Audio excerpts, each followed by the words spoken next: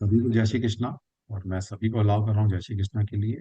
आप अपना अनम्यूट कर कर जय श्री कृष्णा का नारा लगा सकते हैं और जयकार जय लगाएंगे। श्री कृष्णा। जय जय श्री श्री कृष्णा, जय श्री कृष्ण। कृष्णा, जय श्री कृष्णा सर, राधे राधे। जय श्री जय श्री कृष्णा। कृष्ण राधे साहब, राधे। जय श्री कृष्ण। जय राधे श्री राधे राम। राधे राधे राधे। राधे जय श्री कृष्ण सुहर्ष। जय सर। श्री जय कृष्ण, श्री राधे कृष्ण। जय श्री राधे। जय श्री महाकाल। कृष्णा, जय श्री जय कृष्णा, श्री कृष्ण। जय श्री जय कृष्ण। श्री कृष्णा, जय जय श्री श्री कृष्ण। कृष्णा।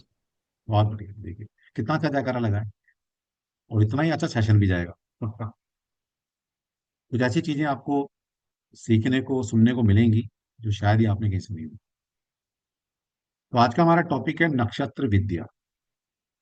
बहुत वास्ट टॉपिक है, नो डाउट।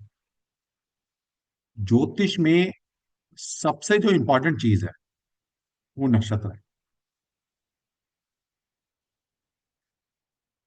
थोड़ा सा बताऊंगा फिर सेशन स्टार्ट सक्षम लेगा। बहुत कुछ देखा जाता है नक्षत्र से, बहुत कुछ डिसाइड हो जाता है आपकी जिंदगी में नक्षत्र से। लेकिन एक चीज जो आप बहुत सभी आसानी से समझ सकते हैं, चाहे आपको ज्योतिष नहीं भी आता, कि आपको जिंदगी में कब क्या मिलेगा, कब अच्छे दिन आएंगे, कब बुरे दिन आएंगे, कब शादी होगी, कब क्या होगा, ये सब कुछ नक्षत्र डिसाइड कर देता है। क्योंकि जिस नक्षत्र में आप पैदा होते हैं वो नक्षत्र आपकी दशा पैटर्न को डिसाइड करता है। और दशा का मतलब है टाइम, कि कब आपको क्या मिलेगा। तो इतनी बड़ी इंपॉर्टेंट चीज। और यही नहीं कि नक्षत्र यहीं तक लगता है, और भी बड़े एस्पेक्ट हैं नक्षत्र के, लेकिन नक्षत्र मैं इसलिए बता रहा हूँ कि कितनी इंपॉर्टेंट चीज होती है ज्योतिष के अंदर। ठीक है। तो आज देखते हैं सक्षम के पिटारे से क्या निकल कर आता है आप सभी के लिए नक्षत्र के बाद। तो सभी को जैसे मैं बता रहा था कि हमारे सक्षम 1,000 वीडियो होने वाले हैं जो ओपन है यूट्यूब पर। मुझे भी नहीं पता था, किसी बच्चे ने आज लिखा कि सर 1,000 होने वाले हैं आपके। मैं कहा बस एक अगले महीने कर देंगे 1,000। तो 1,000 वीडियो, और वो भी लंबे लंबे सारे वीडियो होना बहुत बड़ी बात है। क्योंकि सोचो कितने घंटे के वीडियो हमने बनाए हैं। तो आप चैनल सब्सक्राइब नहीं किया, कर लीजिए। और कोई भी वीडियो उठा के देखेंगे आपको वहां पर नॉलेज मिलने वाली है, ऑथेंटिक नॉलेज। अगर आप चाहते हैं ना तो हमसे जुड़ो। और वो किया कराया और माथे पे लिख कर, हाथ पे लिख कर, और पता नहीं मिराकल कुछ हो जाए जिंदगी में, तो ना तो हम उसमें बिलीव करते ना वो चीज सिखाते। कंटेंट नॉलेज सीखने तो हमसे जुड़ो। चले सक्षम, आज क्या हम सिखाने वाले हैं बच्चों को? सर, सबसे पहले तो सभी के लिए जानकारी ये है कि अभी ये हमारा दीपावली के पहले प्रिडिक्शन बेस्ड ये हमारा लास्ट कोर्स होगा, क्योंकि इस कोर्स के बाद सारे के सारे कोर्सेज रेमेडीज के ऊपर ही हैं। जैसा कि आप में से बहुत सारे लोग जानते हैं कि हर साल शारदीय नवरात्रि में हम रेमेडीज के दो बहुत इंपॉर्टेंट कोर्सेज लॉन्च करते हैं, कलर क्रिस्टल एंड जेमस्टोन, और हायर डायमेंशनल रेमेडीज की ज्योतिष में उपाय कैसे दिए जाते हैं। तो वो चीज हम इस बार षष्ठी से, षष्ठी का शुभ मुहूर्त आया है। हालांकि सारे ही नवरात्रि शुभ शुभ हैं, बट उसमें भी जो हमको एक और अच्छा ऑस्पिशियस दिन मिला, षष्ठी पर हम ये कॉम्बो लॉन्च करेंगे, colour crystal gemstones and higher dimensional remedy. और फिर उसके बाद हमारी दीपावली की रेमेडियल वर्कशॉप्स हैं। तो प्रिडिक्शन के पार्ट पर, प्रिडिक्टिव एस्ट्रोलॉजी के पार्ट पे, दीपावली के पहले ये लास्ट हमारा कोर्स होगा नक्षत्रास के ऊपर। इसके बाद फिर दीपावली के बाद फिर आगे का ज्योतिष हम स्टडी करेंगे।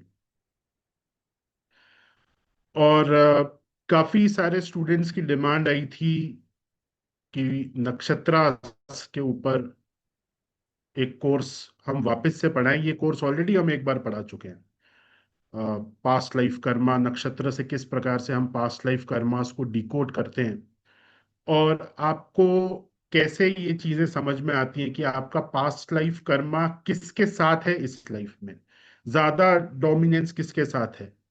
फादर के साथ है, मदर के साथ है, ब्रदर के साथ है, वाइफ के साथ है, किसी फ्रेंड के साथ है, सभी के साथ होता है। आप जिस भी व्यक्ति से मिल रहे हो उसका कोई ना कोई कनेक्शन आपके पास्ट लाइफ से होता है। भले ही आप एक सब्जी वाले से सब्जी खरीद रहे हो, तो आप उससे सब्जी क्यों खरीद रहे हो? क्योंकि कुछ आपका ड्यू है उसके साथ, इसलिए आप उस व्यक्ति से सब्जी खरीद रहे हो। आप जिससे दूध खरीद रहे हो, जिससे जो भी आपकी लाइफ में जो व्यक्ति आ रहा है, उस व्यक्ति का आपके साथ कोई ना कोई पास्ट लाइफ कनेक्शन है। बट कुछ ऐसे रिलेशंस होते हैं जिनकी वजह से आपका जन्म हुआ है, उस व्यक्ति के साथ उस रिलेशन में जो भी कार्मिक अकाउंट आपका बैलेंस नहीं हुआ है, उसे बैलेंस करने के लिए आपका जन्म हुआ है।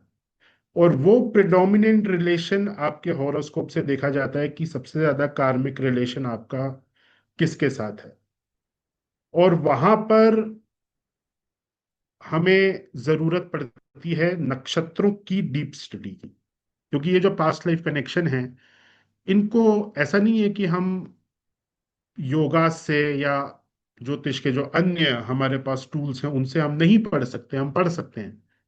लेकिन नक्षत्र से जितना इजीली हमें समझ में आता है, उतना बाकी एनालिसिस से उतना इजीली हमें समझ में नहीं आता। ऐसा क्यों है कि नक्षत्र हमें एक बहुत ही ज्यादा क्लियर पिक्चर देते हैं पास्ट लाइफ कर्मास की, उसे भी आपको समझना होगा, क्योंकि नक्षत्र ही एक वो पॉइंट है जो वो सारा कर्मा कैरी कर रहा है। तो नक्षत्र का मतलब क्या है?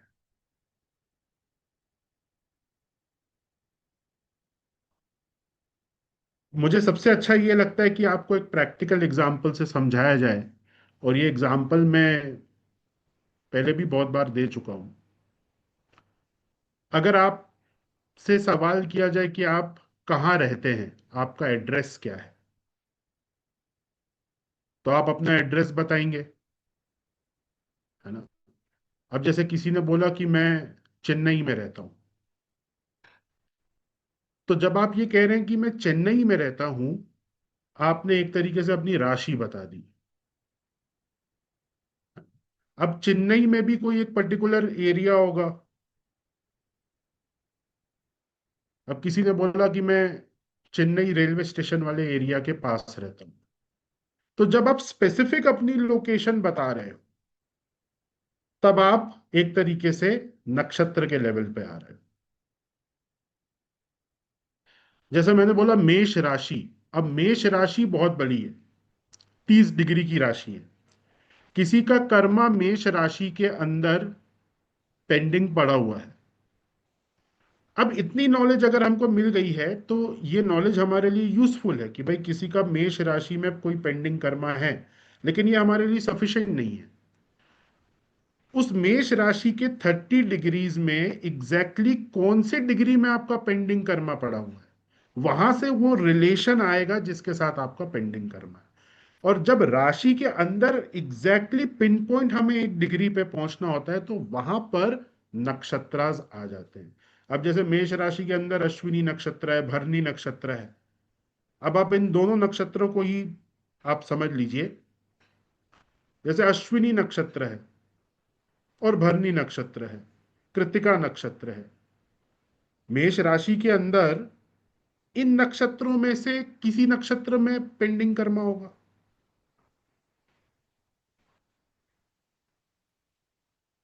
है ना।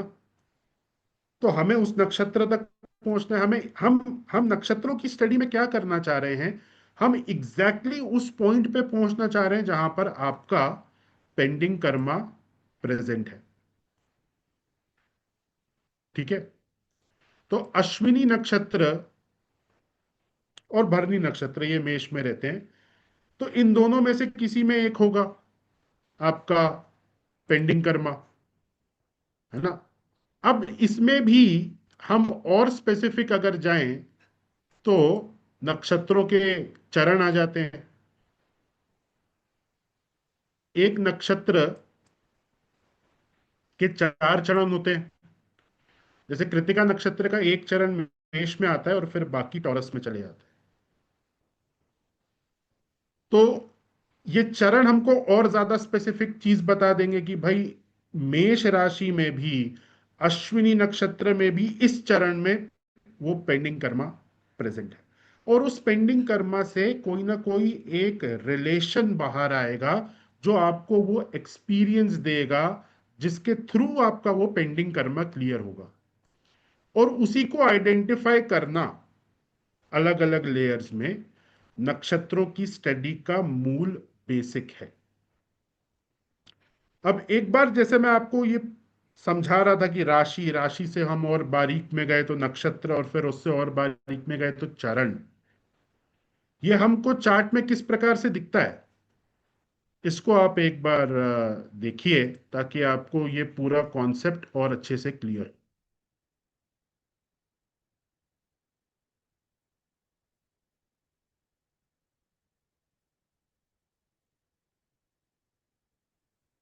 जैसे आप यहाँ पे देख सकते हैं,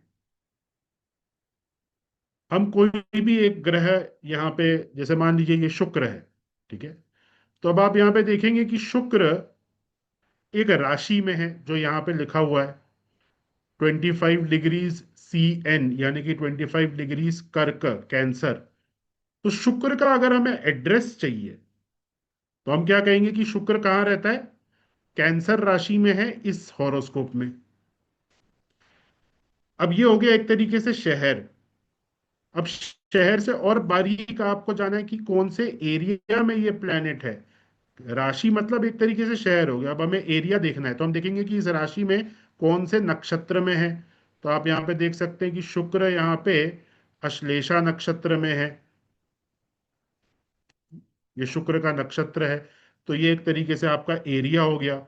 राशि आपका शहर हो गई और नक्षत्र आपका एरिया हो गया। अब उस एरिया में भी कोई एक पर्टिकुलर अपार्टमेंट होगा, मान लीजिए, जहां पे वो प्लैनेट है। तो वो आपको यहाँ पे आप पादा देख रहे हैं, पादा या चरण एक ही बात है, उससे हमें यहाँ पे समझ में आ जाएगा ये थर्ड चरण में है ना। चार चरण होते हैं, चारों में से तीसरे चरण पे। तो ये शुक्र का एग्जैक्ट एड्रेस हमें मिल गया कि शुक्र इस हॉरोस्कोप में कर्क राशि में है, अश्लेषा नक्षत्र में है, और उस अश्लेषा नक्षत्र के तीसरे चरण में है। अब इस शुक्र की एनालिसिस कर कर हम यहां से ये पता लगा सकते हैं कि ये शुक्र कौन से पास्ट लाइफ कर्मा को इस व्यक्ति की लाइफ में लेकर आ रहा है। उस कर्मा को डिकोड करने के लिए हमें शुक्र का पूरा एड्रेस चाहिए, यानी कि ये नक्षत्र लेवल से डिकोड होगा। हम अब ये पता लगा सकते हैं कि ये जो शुक्र है, ये कौन से ऐसे रिलेशन को दिखा रहा है जिसके साथ आपका पास्ट लाइफ कर्मा, यानी कि शुक्र के थ्रू पास्ट लाइफ से कौन सा रिलेशन आपकी लाइफ में मैनिफेस्ट होगा। तो उन चीजों को स्टडी करने के लिए हमें यहां पे नक्षत्र के चरण तक एक प्लैनेट को एनालाइज करना होता है। अब वैसे ही बाकी ग्रहों का भी देखा जाता है। जैसे सूर्य है यहाँ पे, तो सूर्य अगर आप देखेंगे तो वो लियो साइन में है, 24 डिग्रीज लियो, है ना। ये शहर हो गया। तो सूर्य कौन से शहर में रहता है इस हॉरोस्कोप में, वो लियो में है। अच्छा, उस शहर के कौन से एरिया में है सूर्य, लियो शहर के कौन से एरिया में है, तो पूर्व फाल्गुनी नाम के एक एरिया में है। उस एरिया में कौन सी बिल्डिंग में रहता है, तो फोर्थ, चतुर्थ चरण में है, तो चतुर्थ। तो इस तरीके से जब हम एक पूरे एक एक प्लैनेट का एग्जैक्ट लोकेशन समझते हैं एक हॉरोस्कोप में, कि जोडियाक में वो एग्जैक्टली exactly कहां पर है, वहां से पास्ट लाइफ एनालिसिस जो है वो चालू होता है।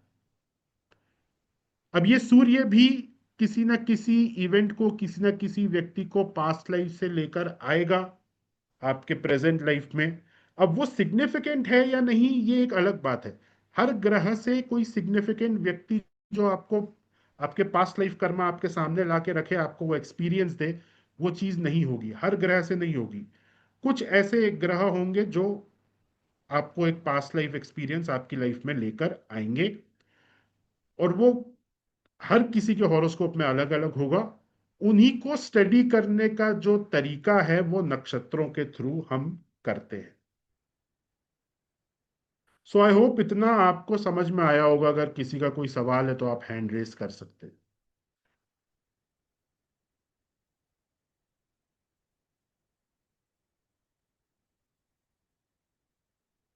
सुषमा जी। नमस्ते सर। नमस्ते।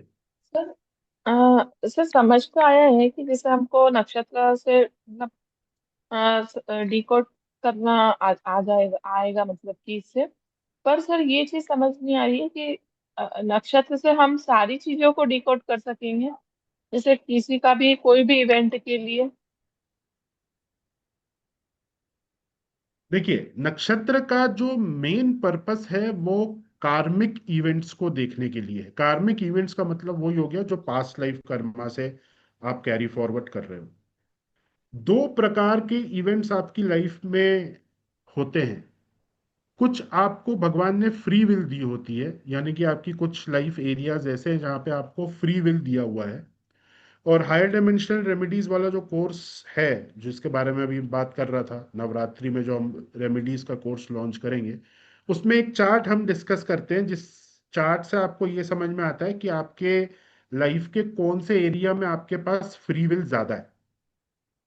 भगवान ने कौन से एरिया में आपको फ्री विल दिया हुआ है और कौन सा एरिया ऐसा है जहाँ पे कर्मा फिक्स्ड है, यानी कि वो कर्मा आप पास्ट लाइफ से लेकर आ रहे हो। अब ये एनालिसिस करना क्यों जरूरी होता है? क्योंकि उसके बेसिस पे रेमेडीज अलग अलग होती है ना।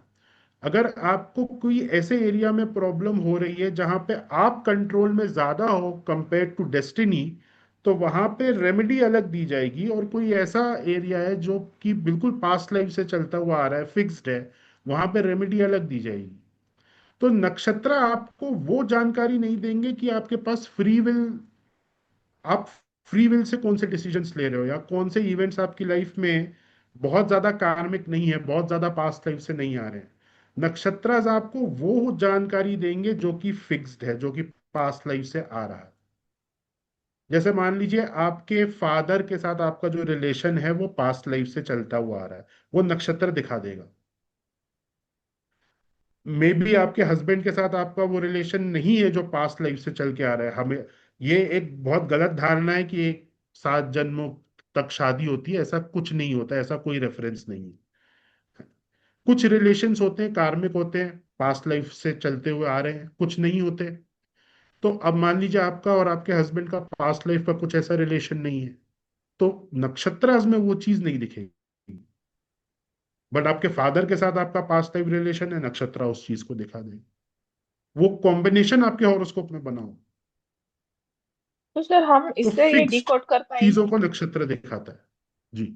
अच्छा, तो सर हम इससे ये डिकोड कर पाएंगे कि जो व्यक्ति है वो पास्ट लाइफ से जो कर्मा लेके आ रहा है तो रेमेडी देने में उसको आसानी होगी, मतलब ये मेन पर्पस कोर्स का ये है सर, सीखने के लिए। आपको ये समझ में आ जाएगा कि कार्मिक रिलेशन कौन सा है, अच्छा। पास्ट लाइफ से कौन सा और रिलेशन आ रहा है, और पास्ट लाइफ से जो रिलेशन आ रहा है वो कितना कार्मिक बर्डन लेकर आ रहा है।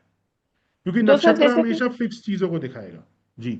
हाँ, तो जैसे जैसे व्यक्ति के जो जीवन में इवेंट घटित होते रहते हैं सर, तो उसका भी इससे कोई रिलेशन है, मतलब हम उसको डिकोड कर पाएंगे जैसे जो प्रॉब्लम चलती है जी व्यक्ति के देखिए, जीवन में। बिल्कुल, अगर कोई भी इवेंट आपका पास्ट लाइफ से कनेक्टेड है वो नक्षत्र दिखा देगा। अच्छा। किसी की मैरिज कार्मिक है तो वो चीज नक्षत्र दिखाएगा, लेकिन अगर किसी की मैरिज कार्मिक नहीं है तो नक्षत्र से आपको उतनी जानकारी नहीं मिलेगी उसके बारे में। बाकी जो ग्रह हैं वो ज्यादा जानकारी देंगे। तो सर जो कार्मिक है उससे हमको जानकारी मिलेगी तो रेमेडी देने में आसानी होगी फिर, वो जैसे बिल्कुल। मैरिज के लिए आपने अभी देखिए, बताया। रेमेडी देने में आसानी नहीं होगी, आपको ये समझ में आ जाएगा कि कौन सी रेमेडी इसको देनी है। हाँ हाँ। पास्ट लाइफ से जो कर्माज आ रहे हैं उनकी रेमेडी अलग है। करंट लाइफ में जो आप क्रियामान कर्म कर रहे हो जिसकी वजह से, अब देखो, आप अगर रात में देरी देरी तक जाग रहे हो, जंक फूड खा रहे हो, उससे आपकी हेल्थ बिगड़ रही है, वो क्रियमान कर्म है। हाँ, वो इस लाइफ के कर्मों के कारण आपकी सेहत खराब हो रही है। उसको ठीक करने के उपाय अलग हैं। लेकिन मान लो आपका सारा दिनचर्या सब प्रॉपर है, सब सेट है, लेकिन फिर भी बीमार हो गए, कारण ही हाँ नहीं तो समझ में आ कार्मिक रहा, है। वो पास्ट लाइफ है। उसका बिल्कुल ही अलग सोल्यूशंस, उसके बिल्कुल ही डिफरेंट है। अच्छा। तो इसीलिए तो इसको, ये प्रिडिक्टिव पार्ट जो है हमारा नक्षत्रास का, उसको हम अभी लॉन्च कर रहे हैं, ताकि आगे जो रेमेडियल कोर्सेज हैं नवरात्रि में, उसमें आपके पास ये फिक्स्ड पास्ट लाइफ कर्मों को पढ़ने वाला एक टूल आपके हाथ आ जाए, उसको आप समझ जाए, है तो ना। सर इसमें बेसिक एस्ट्रोलॉजी एस्ट्रोलॉजी आना ऑलमोस्ट जरूरी सभी है ने किया हुआ जैसे? है, हमारा आपको बेसिक एस्ट्रोलॉजी की नॉलेज है, नक्षत्रों का हमने थोड़ा सा वहां पे डीप स्टडी नहीं करा था, तो वो अब हम कर रहे हैं। तो ये दोनों चीजें अगर आपके पास इसकी थोड़ी बहुत जानकारी हो जाएगी, तो आगे रेमेडियल कोर्सेज को आप बहुत इजीली और बहुत इफेक्टिवली यूज कर सकते सर इसमें ज्यादा एस्ट्रोलॉजी आना जरूरी तो नहीं है ना, बेसिक काफी होती है तो हैं। हो देखिए, जाएगा? हाँ, बेसिक काफी, और वैसे भी हम अपना बेसिक एस्ट्रोलॉजी का जो कोर्स है वो फ्री ऑफ कॉस्ट सभी को देंगे, जो भी लोग इसमें एनरोल करेंगे। तो जिनको बेसिक नहीं भी आता वो भी समझ सकते हैं। मंजुला जी। अब देखिए क्या होता है कि सबसे पहले राधे आप राधे लोग सर। ना घर पे बैठ के कैमरा ऑफ करके बैठे होते हैं। एक एनर्जी का अगर जोड़ना चाहते हैं ना कहीं भी, या नहीं हमारे साथ कहीं भी अगर वो सीख रहे हैं ना, तो कैमरा ऑन करके सीखेंगे तो ज्यादा आपको एक अच्छा लगेगा, मतलब आपको और ज्यादा रिसीव होगा। कभी कभी मजबूरी होती है, घर परिवार में किचन में काम कर रहे हो या फैमिली के साथ बैठे हो, या ऐसा माहौल नहीं है कि आप कैमरा ऑन ना कर पाए, तो वो बात अलग होती है ना? अगर आप वाकई में सीखना चाहते हैं तो कैमरा ऑन करो, ठीक है, आप बैठे हुए हैं कैमरा बंद करके। ठीक, चलिए, जी। बढ़िया। मंजुला जी। राधे राधे सर। राधे राधे। सर मुझे ये पूछना था, जैसे ये आप बता रहे हैं ये नक्षत्र के बारे में, तो सर बच्चे जैसे छोटे होते हैं अभी, तो उन्होंने ये ऐसा कार्मिक नहीं किया होता जो है, मतलब इस लाइफ में। तो जैसे मतलब बहुत से लोग कुंडली देखते हैं बच्चों की, अभी जैसे मेरा बेटा है 20 ईयर्स का है, तो उसकी कुंडली देख के लोग बताते हैं कि भाई इसको अच्छी संगत नहीं मिलेगी या ये ऐसा सब कुछ जो है। तो क्या वो पास्ट कर्मा है? बिल्कुल मैम, अब आप देखिए, बहुत बार ऐसा होता है, बच्चे का जन्म हुआ, दूसरे दिन उसकी मृत्यु हो जाती है। जी तो अब इतनी छोटी जिंदगी उसको क्यों मिली? इस लाइफ में तो उसने कुछ नहीं किया, एक ही दिन पैदा हुआ है वो। लेकिन जी जी पास्ट लाइफ के कर्मास आप भूल गए ना। जी जी जी पास्ट लाइफ के कर्मास, और फिर मदर फादर के भी कर्मास होते हैं जो बच्चे के ऊपर इफेक्ट डालते हैं, है ना। जी कुछ बच्चे जी पैदा होने के साथ ही बीमार हो जाते हैं, कोई हादसा हो जाता है, तो ये सारी चीजें कहाँ से आ रही है? सब पास्ट लाइफ से आ रही है। जी। सर जैसे मतलब भाई डेट ऑफ बर्थ तो सर बच्चा जन्म से ही लेके आता है, मतलब जब जिस भी डेट में वो पैदा होता है, तो मेरे ख्याल में तो जैसे मतलब उन्होंने बोला कि भाई ऐसे कुछ ऐसा रहेगा, ड्रिंक वगैरह का रहेगा या मतलब कुछ भी, तो सर यानी कि वो पास्ट से ही है, तो सर हम उसको रिलीज कर सकते हैं कि मतलब बिल्कुल खत्म कर दें उन चीजों को, ऐसा हो सकता है? जितना जल्दी आपको आपके बच्चे के दोषों के बारे में और पास्ट लाइफ के दोषों के बारे में पता चलेगा, जितना जी जल्दी जी जितना जल्दी आप उनके लिए उपाय करोगे, उतना ही उनकी आगे की जिंदगी सुधर सकती है। जी। ओके सर, मुझे यही आप पूछना जैसे था बस। 20 साल बता रहे हैं कि 20 साल में आपके बच्चों का देखा किसी ने, 20 साल तो फिर भी बहुत एक जी काफी समय चला गया जी जी है ना। बिल्कुल। अगर और जी बचपन में ही बहुत सारे रेमेडीज अगर कर दिए जाते तो बहुत इजीली और इफेक्टिवली न- एक सर लाइफ को सुधारा जा सकता। जी सर, जैसे अभी तो हॉस्टल में ही रहा है हमेशा से, ये तो ऐसा कुछ इशू था नहीं किसी भी तरीके का, मतलब ऐसे वाली। बट जैसे अभी कॉलेज में जाएगा तो हम उसको भी मतलब कर सकते हैं सर खत्म, अभी जैसे मतलब कॉलेज वगैरह में जाते हैं बच्चे तब। अब देखिए, खत्म तो नहीं हो सकता, अगर कोई कोई नेगेटिव दोषा है उसको खत्म करना तो असंभव है, कोई भी रेमेडी आप कर लो। जी कम किया जा सकता है, उसको इतना कम हम कर सकते हैं कि उसका दुष्प्रभाव ना के बराबर हो जाए, लेकिन खत्म नहीं होता। देखो, अगर ओके सौ सर। प्रतिशत दर्द लिखा है आपके बेटे की कुंडली में, तो जी उसको 20% किया जा सकता है, 10% किया जा सकता है, जीरो नहीं किया जा सकता। जी जी जी। ठीक है सर, मतलब काफी हद तक जो है कर सकते हैं बट उसको रिलीज। हमारी मतलब उपायों के द्वारा, जी रेमेडीज जी के जी द्वारा, अब भगवान की कृपा अगर हो गई तो वो बिल्कुल खत्म ही हो सकता है, ऐसा कुछ जी। नहीं। तो सर जैसे मतलब रेमेडीज अगर आप बताते हैं, अगर बच्चे ना करना चाहें तो उनके मतलब पेरेंट्स से उनकी मदद कर सकते हैं? डिपेंड करता है मैडम, कुछ रेमेडीज ऐसी हैं जो कि जिसके हॉरोस्कोप में वो योग बना हुआ है उसी को करनी पड़ेंगी, तभी रिजल्ट आएगा। कुछ रेमेडीज ऐसी होती हैं जो कि मदर फादर करते हैं तो भी रिजल्ट आ जाता है। ये ओके योग के सर। ऊपर डिपेंड करता है। ठीक है सर, हाँ, नहीं निकिता सर जी। बच्चे जैसे हॉस्टल में रहते हैं ना, इसलिए मैंने पूछा। नहीं, ठीक है। देखिए अब वो क्या है, वो संस्कार आपको उनको शुरू से डालने होंगे कि आपको जो भी रिलीजियस रिचुअल्स बताए जाएं वो आप करिए। अगर माँ जी बाप ने वो संस्कार नहीं डाले और वो व्यक्ति उपाय नहीं, बच्चे उपाय नहीं कर रहे हैं, तो इसका दोष माँ बाप के ऊपर है। जी जी। Okay, thank you sir, thank you so much. चलिए एक आध क्वेश्चन और ले लेते हैं, फिर हम टॉपिक में थोड़ा सा नक्षत्रों के बारे में और डिटेल में समझेंगे। निकिता।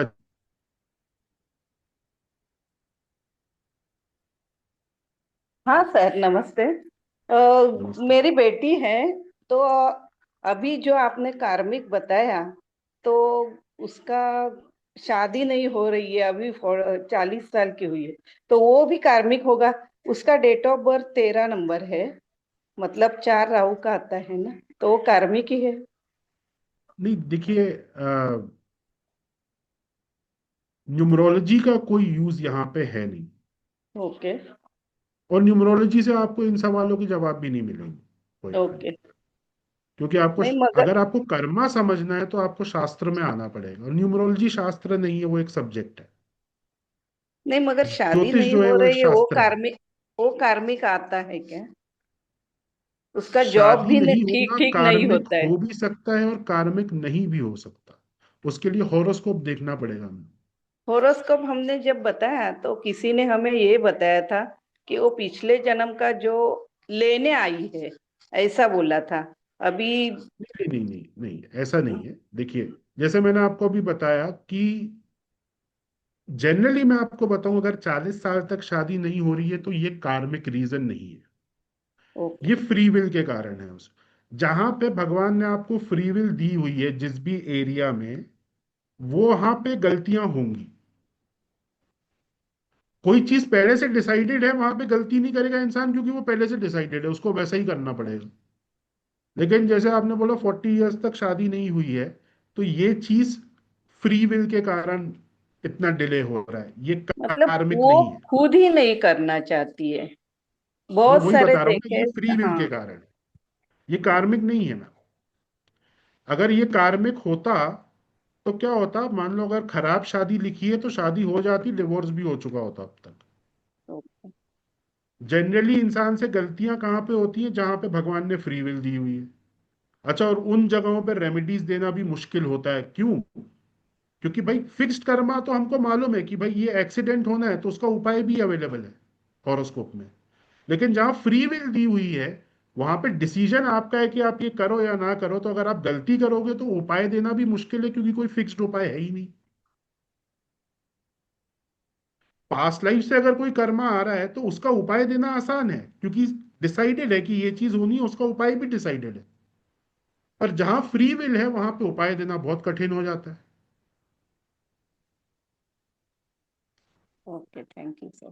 तो इसका जो कॉन्फर्मेशन है ना, वो आपको अभी योगास बताएंगे नक्षत्रों में कैसे देखा जाता है कि ये चीज वास्तविकता में फ्री विल से हो रही है, पास्ट लाइफ के किसी कर्मा के कारण हो रही तो है, वो राशि सारी से चीजें वो हम पता डिस्कस करेंगे। चलता है? वृश्चिक हाँ जी। राशि है उसकी, राशि से नहीं वो मैम, पता नक्षत्र, चलता है। नक्षत्र में जाना पड़ता है। अनुराधा नक्षत्र है। हाँ, नहीं ऐसा नहीं कि आप अपनी और बेटी का नक्षत्र बता रहे हो। नक्षत्र की ओके, पूरी डिटेल एक स्टडी होती है जो हम करेंगे डिटेल आगे। देखना पड़ेगा। ओके। जी जी जी। ओके। है ना। चले, तो चलिए सक्षम थोड़ा सा इनकी इसमें गलती, आपको डिटेल। इनकी गलती नहीं है। बेसिकली हर वेबिनार के अंदर वही चीज पकड़ के वो बोलना शुरू कर देते हैं, जी आपका नक्षत्र ये है तो ये होगा। मैडम कभी भी कोई भी कंसल्टेशन ऐसे नहीं होती कि एक चीज सुनकर और हमने कुछ बता दिया, निष्कर्ष निकल गया और आपने कर लिया, ऐसा कभी नहीं होता। पूरा किसी भी चीज को एनालाइज करने के लिए पूरा थॉरली एनालाइज किया जाता है, तब एक कंक्लूड हम आंसर देंगे। डॉक्टर भी जी पूछता है ना कि भाई सिंपल ये बोलते हैं बुखार है, अब भाई कौन सा बुखार है, कितना टेम्परेचर हाई जा रहा है, लो जा रहा है, यूरिन कैसा आ रहा है, कफ तो नहीं बन रहा, कहीं पेट में दर्द, सारी चीज पूछता है ना, उसके बाद प्रिस्क्रिप्शन लिखता है। या एक चीज बता दी, भी पेट में दर्द हो रहा है, अभी कैसा दर्द है, सीने में दर्द है, कैसा दर्द है, सिम्टम देखने पड़ते हैं, पूरा एनालाइज करते हैं, तब एक इंसान को एक अच्छी रेमेडी, एक अच्छा ट्रीटमेंट दिया जा सकता है। तो आपकी गलती नहीं होगी, सर वेबिनार वही चल रहे हैं, झूठ फरेब कुछ ही बोल के चले जाओ, मरेगा तो सामने वाला मरेगा, उसका क्या गुजरता है, हमारे यहाँ ऐसा नहीं।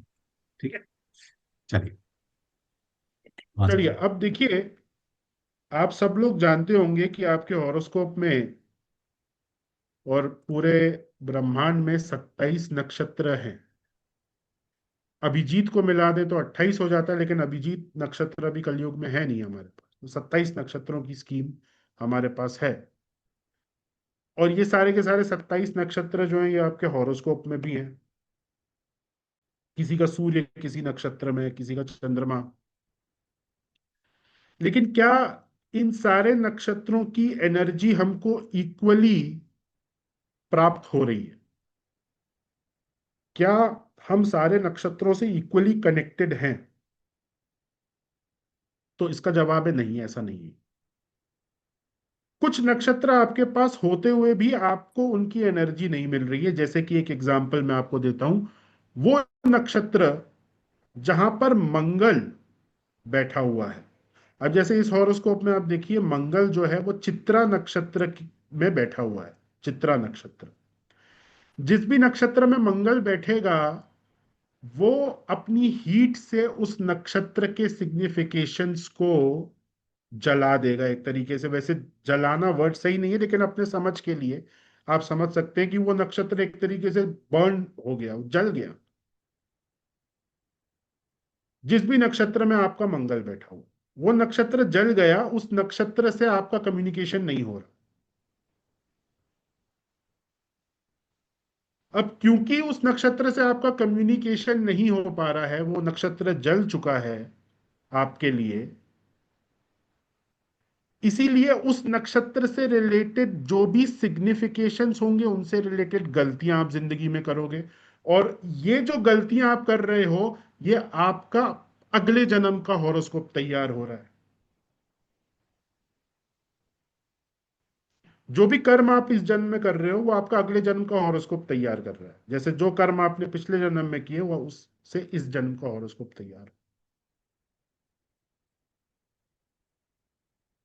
तो अब मुझे मुझे मालूम ही नहीं है कि मुझे एक एनर्जी के साथ कैसे काम करना, या वो मंगल का नक्षत्र किसी रिलेशन को दिखा रहा है। मान लीजिए आपके वाइफ के साथ जो आपका रिलेशन है वो मंगल के उस नक्षत्र से गवर्न हो रहा है। अब वहां क्योंकि मंगल बैठा हुआ है वो पूरा जल गया, इसलिए आपको ये नहीं समझ में आ रहा है कि वाइफ के साथ कैसे बिहेव करना है। और उसकी वजह से गलतियां हो रही हैं, और वो गलतियां आपके शुक्र को खराब कर रही हैं। वो शुक्र आपको इस लाइफ में या अगली लाइफ में कोई ना कोई नेगेटिव एक्सपीरियंस देगा। तो यहां पे नक्षत्रास की दूसरी एप्लीकेशन आती है कि आप अपने क्रियमान कर्म को और अपने नेक्स्ट लाइफ के कर्म को कैसे सुधारें। एक तो अभी हमने स्टडी किया कि भाई पास्ट लाइफ से कौन सा कर्म हम लेकर आ रहे हैं। दूसरा ये है कि प्रेजेंट लाइफ के कर्मास को भी हम नक्षत्र से किस प्रकार से देखें कि हम प्रेजेंट लाइफ में कहाँ कहाँ गलतियां कर सकते हैं, और कैसे उन गलतियों से हम अपने आप को बचाएं। और अगर आप किसी को प्रोफेशनली कंसल्ट कर रहे हो तो उन गलतियों से आप किस प्रकार से उस व्यक्ति को गाइड कर सकते हो कि आप ऐसा ऐसा मत करिएगा, या वाइफ के साथ जब आपकी बात हो तो थोड़ा आप शांत रहिएगा क्योंकि आपसे गलती उस एरिया में हो सकती है। ऐसे ही हर प्लैनेट, 27 नक्षत्र हैं और 9 ग्रह हैं हमारे पास। तो ये 9 ग्रह जो जो नक्षत्र में बैठे हुए हैं ये उस नक्षत्र को खराब कर रहे हैं, और उससे रिलेटेड गलतियां आप अपनी जिंदगी में अलग अलग प्रकार से करोगे।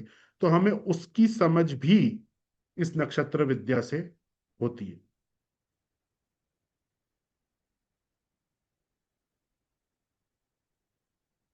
जितना भी आप यहाँ पे ये हॉरोस्कोप जो लगा हुआ है इसमें आप अलग अलग प्लैनेट्स देख रहे हैं, अलग अलग राशियों में बैठे हुए हैं। बेसिकली ज्योतिष में जो कॉन्सेप्ट है ग्रह का, आप ये वर्ड सुनते हैं ग्रह। ग्रह जो वर्ड है ये वर्ड निकला है ग्रहण से।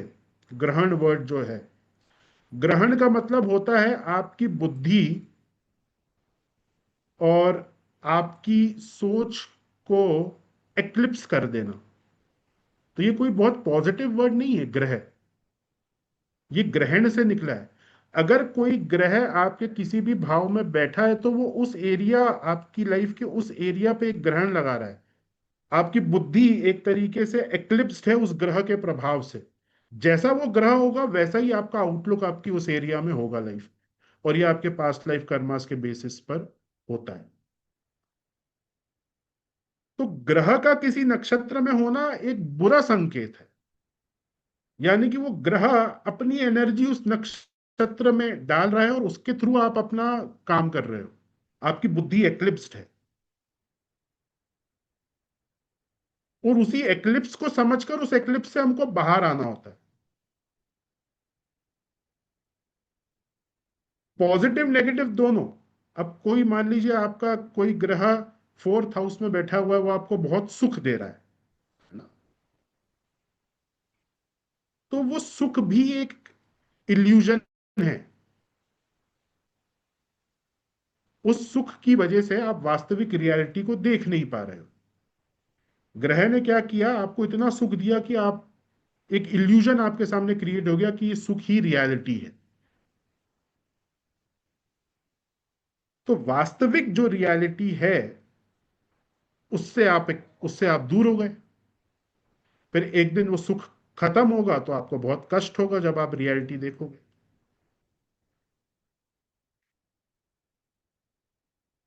तो ग्रहों का किसी नक्षत्र में या किसी राशि में होना एक एक्लिप्स प्रभाव क्रिएट करता है, और ये आपके पास्ट लाइफ कर्मा के कारण वो एक्सपीरियंसेस आपको होते हैं।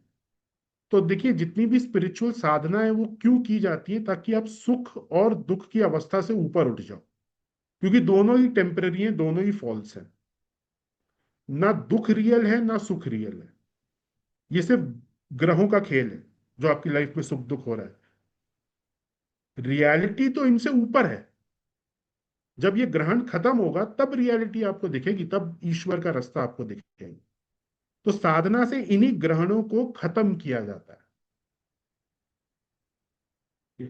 राजीव जी, आपने हैंड रेस किया है।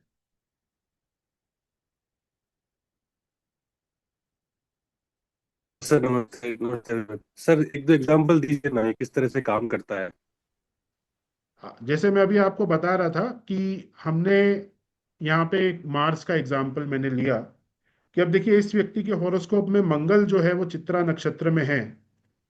तो ये चित्रा नक्षत्र की जो एनर्जी है वो कंप्लीटली ब्लॉक्ड है यहाँ पे। और ये चित्रा नक्षत्र यहाँ 11वें भाव में है, जो कि फ्रेंड्स का भाव है। अब इस व्यक्ति को ये चीज जी नहीं जी। मालूम फ्रेंड्स के साथ कैसे बिहेव करना चाहिए। अब इससे समस्या क्या होगी, अच्छा। अगर कोई ग्रह किसी नक्षत्र में बैठा हुआ है, वो उस नक्षत्र की एनर्जी को ब्लॉक कर रहा है, तो वहां पर आप हम्म। बहुत ज्यादा गलतियां करोगे। हो सकता है ये व्यक्ति अपने फ्रेंड से उधार ले ले, वापस ना करे, और सोचे कि अरे क्या फर्क पड़ता है, उसके पास तो बहुत पैसा है, थोड़ा मैंने ले लिया तो क्या हो गया। इसी इसी एक्ट के कारण इसका दूसरा जन्म। किसी का लेके बताइए ना।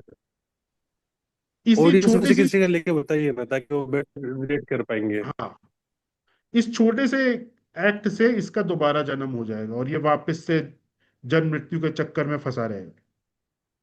फिर 11th हाउस क्या होता है, 11th हाउस आपकी इनकम भी होती है। यहाँ पे चित्रा नक्षत्र में मंगल बैठा हुआ है, तो इनकम से रिलेटेड कोई ना कोई गलत डिसीजन ले लेना। जैसे कि हो सकता है कुछ ब्लैक में पैसा आ रहा हो और वो उससे ठीक लगे कि क्या हो गया, सभी लोग थोड़ा बहुत करते हैं ऊपर नीचे, हम भी कर लेते हैं।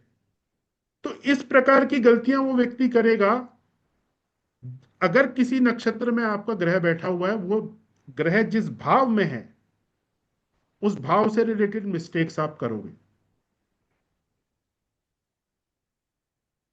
है ना। यहाँ पे शुक्र 9th हाउस में है, तो 9th हाउस में शुक्र से रिलेटेड कोई ना कोई ग्रहण लगा हुआ है। शुक्र यहाँ पर अश्लेषा नक्षत्र में है। अश्लेषा नक्षत्र एक सर्पों का नक्षत्र होता है।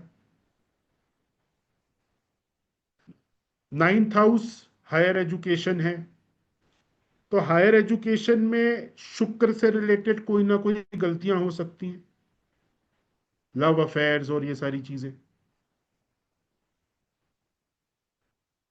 और वो गलती होगी, क्यों? क्योंकि वो ग्रह उस नक्षत्र में बैठा हुआ है। तो हमें इन सब चीजों को प्राइमरी बेसिस पे इन सब चीजों को पढ़ के एक हॉरोस्कोप में रेक्टिफाई करना होता है। वो पास्ट वाली चीजों को तो रेक्टिफाई हम करते ही हैं, लेकिन हमें ये भी देखना होता है कि भाई पास्ट को ठीक करने का हम प्रयास कर रहे हैं, पर ऐसा ना हो कि वो व्यक्ति प्रेजेंट में और गलत डिसीजंस लेता जाए। तो पास्ट और प्रेजेंट दोनों को हमको रेमेडीज के थ्रू और गाइडेंस के थ्रू मैनेज करना होता है। ये बेसिकली एक ज्योतिषी का यही काम है। ज्योतिषी का काम, ज्योतिष जो वर्ड है संस्कृत का, उसका मीनिंग ही ये है कि आप किसी को लाइट दिखाओ, ज्योति दिखाओ। एस्ट्रोलॉजर का मतलब ये बस ये होता है कि आपको ग्रह और ये सारी चीजें कैलकुलेशंस पता है, लेकिन एक ज्योतिषी जो संस्कृत में बोलते हैं उसका मतलब ये है कि आप लाइट दिखाओ, आप रास्ता दिखाओ सामने वाले को कि ये चीज सही है। सामने वाले की इच्छाओं को पूरा करना एक ज्योतिषी का काम नहीं होता। कि कोई बोल रहा है मुझे शादी करनी है तो उसकी शादी करा दो, किसी को गाड़ी चाहिए तो उसको गाड़ी दिलवा, ऐसा नहीं होता। सामने वाले को सही रास्ता दिखाना, ये एक ज्योतिषी का काम होता है। जैसे इस व्यक्ति को हम ये कह सकते हैं कि आप जब आप हायर एजुकेशन के लिए कॉलेज इत्यादि आप जा रहे हैं, वहां पे शुक्र रिलेटेड एक्टिविटीज आपको लाइफ में नीचे लेके जाएंगे, आपके हॉरोस्कोप में वो योग है, आप वहां गलतियां करोगे तो उसको प्रैक्टिकल रेमेडी, स्पिरिचुअल रेमेडी, सारी चीजें यहाँ पे प्रोवाइड करनी होती है। अच्छा, अब ये चीज पास्ट लाइफ से भी चलती हुई आ रही है या नहीं, वो भी हमें नक्षत्र से पता चल जाएगा। अभी तो हमने ये देखा कि शुक्र से रिलेटेड कोई ना कोई गलती हो सकती है, पर ये गलती होना पास्ट लाइफ से आ रहा है या नहीं आ रहा है, उसका भी एनालिसिस यहाँ पे नक्षत्रों में किया जा सकता है, जिसको हम आगे कल से डिटेल में स्टडी करेंगे। तो आई होप आपको दो एप्लीकेशंस यहाँ पे नक्षत्र की समझ में आई। ऐसी एक एप्लीकेशन और है, उसको डिस्कस करने के पहले अगर किसी का कोई सवाल है अभी तक तो आप हैंड रेस कर सकते हैं। सविता जी। नमस्ते सर। नमस्ते। मुझे पूछना था, जो अभी आप बता रहे हैं, एक्सप्लेनेशन कर रहे हैं, तो ये केपी के जैसा रहेगा क्या?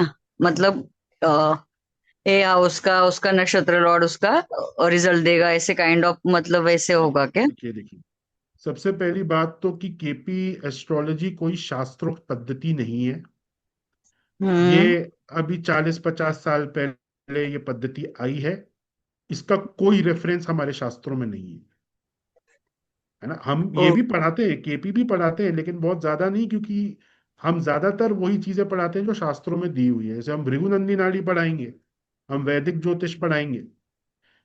केपी जो है वो एक मैन मेड सिस्टम है जिसकी एक्यूरेसी नहीं है, ओके। इसलिए तो सर, यहाँ पे हम जो चीजें स्टडी करते हैं वो प्योर वैदिक एस्ट्रोलॉजी बेस्ड है। जो अभी इसका आप बोल रहे हैं, तो उसमें क्या आप मतलब सारे नक्षत्र के एट्रीब्यूट, और मतलब कैसे हम लोग उसको, जैसे एग्जाम्पल अभी जैसे आपने कहा कि ये अपना कार्मिक है या फ्री विल है, राइट? तो उसके जी। अकॉर्डिंग हम समझ पाएंगे कि ये कार्मिक है और फ्री विल है। हम्म। नहीं नहीं, एट्रीब्यूट्स के अकॉर्डिंग नहीं समझते। वो तो हम आपको, जैसे मैं आपको एक डॉक्यूमेंट दिखाता हूँ, जो एट्रीब्यूट्स तो हम फर्स्ट क्लास में ऐसे ही पढ़ा देते हैं कि भाई किस नक्षत्र के क्या क्या कैरेक्टरिस्टिक्स हैं, है ना। कि भाई अगर जातक का जन्म एक नक्षत्र में, अश्विनी नक्षत्र में हुआ है, भरणी नक्षत्र में हुआ है, तो क्या क्या उसके हम्म। कैरेक्टरिस्टिक होंगे।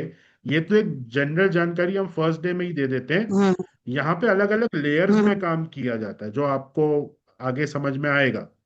उसके थ्रू सारे प्रिडिक्शंस होते हैं। ये एक, जैसे हमने एक ये चार्ट बनाया हुआ है, ये जी। एट्रीब्यूट बता रहा है व्यक्ति के कि भाई अश्विनी में अगर किसी का जन्म हुआ है तो वो व्यक्ति फास्ट होगा, स्विफ्ट होगा, हेल्पफुल होगा, है ना, ट्रैवल करना पसंद होगा, उसको हॉर्सेस पसंद होंगे, सीक्रेट नॉलेज लेना पसंद होगा, हीलिंग उसकी बहुत अच्छी होगी। ये एट्रीब्यूट्स हैं। जी। ये कल की क्लास में हम वैसे ही ये सबसे पहले हम यही स्टडी करेंगे, लेकिन इसका पास्ट लाइफ कर्मा को डिकोड करने से कोई रिलेशन नहीं है, वो हम परसों से स्टडी करेंगे।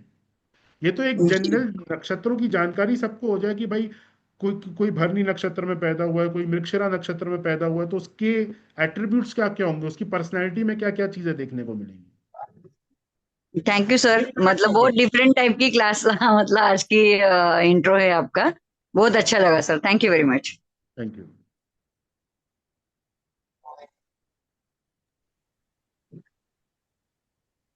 हाँ जी। तो अभी सक्षम कुछ बच्चों के मैसेज आए हैं कि सर ये कोर्स बड़ा इंटरेस्टिंग लग रहा है, तो थोड़ा इसके बारे में बता दीजिए। तो हमारा टॉपिक, जो हमारा हेडलाइन है वो यही है, learn to identify your pending past life karmas through नक्षत्र। ये टॉपिक रहेगा पूरा। तो इसमें पूरा आपको, और ऐसा नहीं कि हम बताएंगे, आपको निकालना सिखाएंगे। कैसे आप निकालेंगे क्लाइंट का, ऐसा नहीं कि हमने बता दिया आपको, हम आपको सिखा रहे हैं कि कैसे निकालेंगे पेंडिंग कर्मास। उससे पहले पूरे 27 नक्षत्र के ट्रेड जैसा सेक्शन होता है वो पता होने चाहिए एक इंसान को। तो ये हम कल से स्टार्ट कर रहे हैं।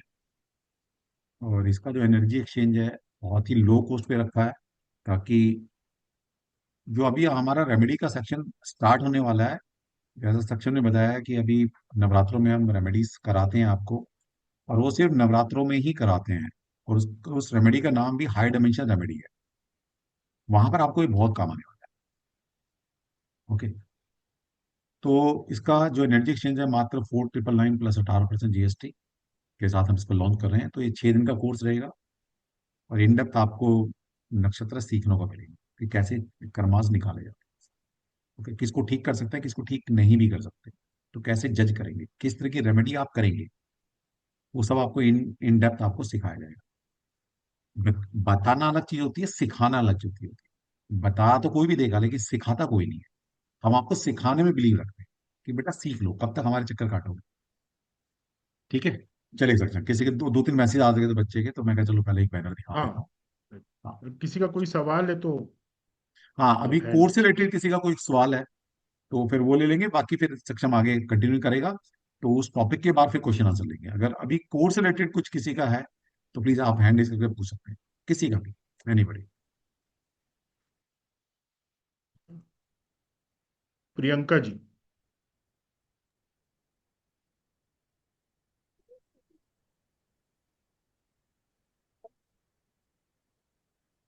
हेलो हाँ, बोलो बोलो। जी सर, नमस्ते सर। अगर किसी को एस्ट्रोलॉजी नहीं आती बिल्कुल तो ये कोर्स कर जी, सकता है? आपको एक बेसिक एस्ट्रोलॉजी का कोर्स फ्री ऑफ कॉस्ट दिया जाता है हमारे हर एस्ट्रोलॉजी के कोर्स के साथ। उस कोर्स में अगर आप 2-3 शुरुआत के वीडियोस देख लोगे तो आपको पूरा समझ में आ जाएगा। मतलब थोड़ा थोड़ा आता है कि कितने प्लेनेट है और ये 12, तो ये सब चीज थोड़ी थोड़ी सी आती है, बस इतना बेसिक पता है, बाकी कुछ नहीं आता। मैडम, हम तो कह रहे हैं अगर बेसिक उतना भी नहीं पता तब भी हमारे बेसिक एस्ट्रोलॉजी के जो वीडियोस हम आपको देंगे ना, उसमें 2-3 वीडियोस आप शुरुआत के देख लेंगे, आपको सारा समझ में आ जाएगा। और सर एक क्वेश्चन और था मेरा कि नक्षत्र से तो मैं पहले फर्स्ट टाइम सुन रही हूँ कि कार्मिक का पता लगता है, क्योंकि मैंने एस्ट्रोलॉजी में दिखाया था तो वो कहते हैं कि साढ़े साथी के कारण या राहु दशा के कारण आपको ये सब पास्ट लाइफ कर्मा भुगतना पड़ता है। नक्षत्र का तो मैं पहली बार सुना है। वो नहीं, लूटने देखिए वाले लोग हैं, डरा के लूटते हैं वो लोग हैं। अच्छा। और चलो, साढ़े साती भी नक्षत्र पे ही हो रही है ना, और कहाँ होगी? प्लैनेट कहाँ जो ट्रैवल कर रहा है, प्लैनेट एक नक्षत्र से दूसरे नक्षत्र पे ही तो कर रहा है। इनको नॉलेज नहीं है ना, तो बेसिकली। और मुझे इसे बेसिक बिल्कुल हाँ पता हाँ, नहीं है, इन डेप्थ इसीलिए। जाएंगे तो नक्षत्र ही आएंगे वहां पर भी, आखिर में। ठीक है। और ऐसा कोई इंसान है कि जिंदगी में साढ़े सात ही ना आती है, अगर एक आयु लंबी है तो सबकी साढ़े सात ही आती है। सबकी कुंडली में राहु बैठा हुआ है, कोई ऐसी कुंडली नहीं मिलेगी जिसमें राहु हो ही ना। सर राहु की महादशा के कारण भी बताते हैं कि पास्ट लाइफ कर्मा। अरे महादशानी अंतर प्रत्यंतर सबकी आएगी। तो अरे मैम, एक बात बताइए, ऐसा ऐसा थोड़ी ना कि राहु ही पास्ट लाइफ कर्मा लेकर आता है। शुक्र भी तो आपके हॉरोस्कोप में बैठा है, पास्ट के हिसाब से ही बैठा है। बुध मतलब भी सर तो मैं आपके हमारे इधर हॉरोस्कोप में बैठा हुआ है, वो एस्ट्रोलॉजी पास्ट में लाइफ कोई कर्मा बिलीव के अकॉर्डिंग ही बैठा है। एस्ट्रोलॉजी में कोई बिलीव नहीं करता, पर जैसे मैंने एक दो बार दिखाई है अपनी कुंडली, तो उन्होंने मुझे ये बोला कि अरे तेरे पूर्व जन्म के बहुत पाप हैं, तूने बहुत कीड़े मकोड़ों को मारा है, बहुत बड़ी पापी है। और मैम, मतलब सभी ने ये किया है वो। तो आप देखिए, भूलोक में अगर आपका जन्म हुआ है हमने तो किया। आपने पाप तो किए हैं, तब नहीं तो स्वर्ग लोक में जन्म होता। नहीं, या फिर जन्म होता ही नहीं। आपको मोक्ष प्राप्त हो जाता। तो भाई हम सभी यहाँ पे बैठे हुए हैं, हम सभी का भूलोक में जन्म हुआ है, अलग अलग कर्मा को फेस करने के लिए हुआ है ना। तो ना ना तो देखिए आप स्वर्ग में बैठे हो, ना हम में से कोई स्वर्ग में बैठा है, सब यहीं बैठे हुए हैं। तो सभी ने ऐसे कर्म किए जिसकी वजह से भूलोक में जन्म हुआ है। अगर पास्ट में कोई सिन नहीं किया होता तो अब किसी और लोक में होते ना, यहां थोड़ी ना होते। तो ऐसा सिर्फ आपके साथ नहीं है, सभी के साथ है। डरना नहीं है बस। और दूसरी एक बात और आपको बता देते हैं, आप लोगों ने पुराणों में और बहुत सारी जगहों पर ये चीज आपने सुनी होगी कि कोई स्तोत्र दिया हुआ है या कोई मंत्र दिया हुआ है या कोई नाम दिया हुआ है जैसे भगवान श्री राम का नाम है, ऐसा बोलते हैं देवताओं को भी दुर्लभ है यह नाम लेना। तो ऐसा क्यों बोला जाता है? क्या देवता, स्वर्ग में जो देवता हैं वो भगवान का नाम नहीं ले सकते? तो इसका जो जवाब है वो ये है कि यस, वो नाम नहीं ले सकते। स्वर्ग और नर्क ये दोनों भोग भूमि है, यानी कि यहाँ पे आप अपने कर्मों का भोग कर सकते हो बस, आप वहां पे साधना नहीं कर सकते। स्वर्ग में आप इंजॉय कर सकते हो, आपको भोग शरीर मिलेगा, आप अलग अलग तरीके का भोग कर सकते हो, लेकिन साधना नहीं कर सकते। यानी कि ईश्वर, अगर वैकुंठ जाना है तो भूलोक में मनुष्य देह लेकर आपको पैदा होना पड़ेगा, यहां पे साधना होगी, यहां से आपको भगवान की प्राप्ति होगी। ऐसे ही नर्क में भी आप साधना नहीं कर सकते, नर्क में भी आपको भोगना पड़ेगा, जो गलत काम आपने किए उनका भुगतान आपको नर्क में करना पड़ेगा, वहां आप साधना नहीं कर सकते भगवान के लिए। साधना सिर्फ और सिर्फ भूलोक में हो सकती है। स्वर्ग में आप अपने अच्छे कर्मों का फल पाओगे, नर्क में बुरे कर्मों का फल पाओगे। साधना आपको भूलोक में ही करनी पड़ेगी। तो अगर आप इस स्वर्ग नर्क के चक्कर से दूर होना चाहते हो और ईश्वर के पास जाना चाहते हो, वैकुंठ लोक जाना चाहते हो, गोलोक जाना चाहते हो, रुद्र लोक जाकर भगवान की सेवा करना चाहते हो, तो साधना आपको भूलोक में इंसानी शरीर में करनी पड़ेगी। ये विधान है ना। तो एक तरीके से आप अगर देखें तो मनुष्य का देह मिलना ये अपने आप में बहुत पुण्यों के बाद मिलता है। देवता भी इसके लिए तरसते हैं कि हमें भूलोक में जाके साधना करने का अवसर मिले ताकि हम ईश्वर के पास पहुंच पाए। तो आपको जो कह रहे हैं कि आपने पाप किए हैं वो गलत है। अगर पाप इतने ज्यादा होते तो मनुष्य शरीर नहीं मिलता। हो सकता है भूलोक में आप कोई जानवर होते, कोई दूसरी योनि में आप होते। आपने कुछ ना कुछ तो ऐसा पुण्य किया जिसकी वजह से आपको ह्यूमन बॉडी मिली। सर और जैसे अगर आप नाम अगर ले आपको ह्यूमन शरीर मिला है तो उसका जो बेस्ट उपयोग है वो साधना करके है। तो आपको वो चीज करनी चाहिए। सर, मैं करती हूँ नाम जब राम राम लिख के मैं पेंटिंग बनाती हूँ। सिर्फ राम राम बहुत लिख बढ़िया। कर ही बनाती हूँ करोड़ों टाइम। तो आप ऑलरेडी वो काम कर रहे हो जो देवताओं के लिए भी दुर्लभ है, तो फिर परेशानी किस बात की? मैंने राम राम लिख के हनुमान चालीसा लिखी है, ये सब बस। तो मैं अपने आप ही करती हूँ, क्योंकि मेरा फिजिकली मतलब हेल्थ इशू है। और मतलब जितनी भी जगह कुंडली दिखाती हूँ तो वो यही नहीं कहते नहीं, हैं कि अब आपका आप देखो पास्ट लाइफ मैडम, करना है। अगर अगर ह्यूमन बर्थ है तो कुछ ना कुछ इश्यूज तो रहेंगे ही रहेंगे, क्योंकि ये तपस्या का लोक है।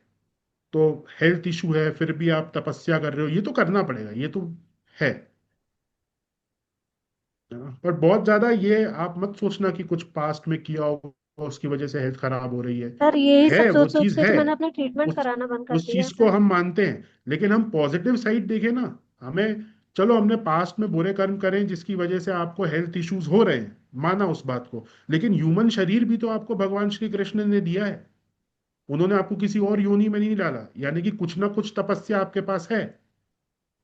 तो आपको उस चीज पे फोकस करके अपनी तपस्या को और बढ़ाना चाहिए।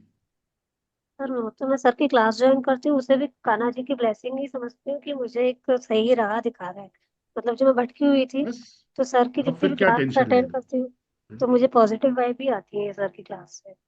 पर सर मैंने अपना ट्रीटमेंट ही कराना बंद कर दिया डर से। सब बोलते हैं कि पाइप लाइफ में फायदा तो होना नहीं, ठीक तो होना नहीं है, पैसे क्यों बर्बाद करना ट्रीटमेंट में, मुझे ये सोच ही हो गई है मेरी। क्योंकि मैं बहुत नहीं तो सालों से इलाज करा रही हूँ आप पर से कुछ देखिए, फायदा नहीं। बहुत सारे ऐसे लोग हैं जो एकदम से मिरेकल हो जाता है उनकी जिंदगी में ट्रीटमेंट करा के, तो आप बोलो कि मिरेकल भी हो सकता है, मैजिक होता है। तो आपको बिल्कुल होप नहीं आना चाहिए, आपको ट्रीटमेंट करवाना चाहिए। साथ साथ आप उस चीज को थोड़ा एस्ट्रोलॉजिकल कंसल्टेशन आप पॉजिटिव वे में लो। और ये मतलब अगर कोई आपको ऐसा सिर्फ बोल रहा है कि ये पास्ट लाइफ का कर्मा है, ये भुगतना पड़ेगा, वो गलत, आप गलत व्यक्ति के पास जा रहे हो। उसको पर बोलो मैं ठीक है पास्ट लाइफ का कर्मा है, आप मुझे इसका वे आउट तो बताओ, मैं कैसे इस चीज को बोलते ठीक भुगतो, करूं। ये कहते हैं भुगतो, कोई सोल्यूशन भी तो होगा ना। हाँ तो वही तो, आपको सोल्यूशन चाहिए बस। मैं एस्ट्रोलॉजी भी सीखना इसलिए चाहती हूँ क्योंकि मैंने जितने लोगों को दिखाया उन्होंने बताया कि मैं क्या श्रापित ही हो गए, मैंने पता नहीं कितने पाप करे, सिर्फ पाप ही करे, मतलब मैंने कुछ अच्छे काम किए ही नहीं ऐसे, इतने पाप करे कि मेरी अगर ना ऐसा सोच में। अगर ऐसा होता तो फिर ह्यूमन इंसानी शरीर नहीं मिलना चाहिए था ना। आप उनसे सर ऐसा पूछो, कुछ भी नहीं है, उन डरने की ज्योतिषियों से जरूरत आप नहीं है। बोलो अगर ऐसा ही है तो फिर मेरे को ह्यूमन बॉडी क्यों मिली है। मुझे कोई कीड़ा मकोड़ा होना चाहिए था, कोई जानवर हो जाना चाहिए था, अगर सिर्फ पाप ही किए तो ऐसे लोगों से ज्यादातर बात मत किया करो आप, कोई मतलब नहीं है, वो सब कलयुग का प्रभाव है। चलिए नीता जी।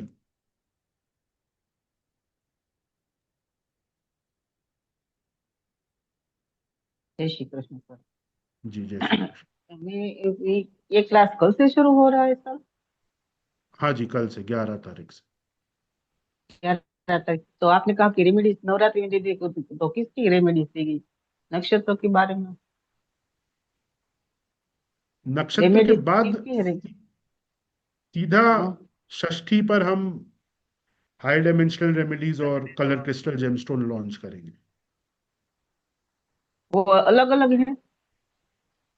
हाँ जी। हाँ दोनों अलग अलग कोर्सेज हैं, पर हम उसको एक ऐसा कॉम्बो बनाकर देते हैं, आपको उसकी जानकारी मिल जाएगी, वेबिनार करेंगे उसका अलग से। हाँ। और आपने कहा था ना कि नक्षत्र इस बार 27 सितंबर, पांचवा नवरात्र और शायद अनुराधा नक्षत्र तीनों साथ आ रहा है। और इस दिन मेरा बर्थडे भी है सर। तो ये बर्थडे सात आपका, कुछ चलिए 18, हाँ इस दिन happy Panchami, birthday in Navratra advance की मैम। पंचमी है। Thank you sir. पंचमी तिथि और 27 सितंबर, और अनुराधा नक्षत्र सिर्फ वार अलग है, गुरुवार है मेरा, लेकिन इस बार शनिवार आ रहा है। तो अच्छी तो बात है। आपने कुछ कहा था तो क्या करना चाहिए? मतलब पूजा पाठ करना चाहिए क्या कोई? अब पता नहीं मैम मैंने आपको क्या बोला था, कुछ समय क्या देख के बोला होगा, अभी मुझे ऐसा रिकॉल नहीं हो रहा है। नहीं, बता आपने देंगे मुझे कुछ कभी बोला आप। नहीं था, लेकिन ऐसे ही आपने कहा था ना कि हवन करवाना चाहिए, जन्म तारीख तिथि के अनुसार आना चाहिए, आइए तो। वो तो देखिए, जब भी आपका जन्म नक्षत्र आता है साल में एक बार, हाँ, उस वो दिन वो तीनों साथ आ रहा है। सभी को हवन करवाना चाहिए। पंचमी भी तिथि है, 27 सितंबर भी है, और अनुराधा नक्षत्र भी है।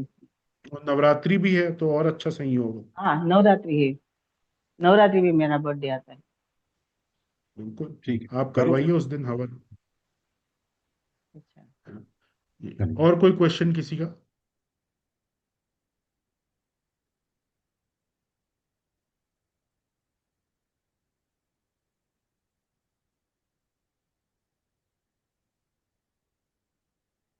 चलिए सर, फिर कल से चालू करते हैं ठीक है।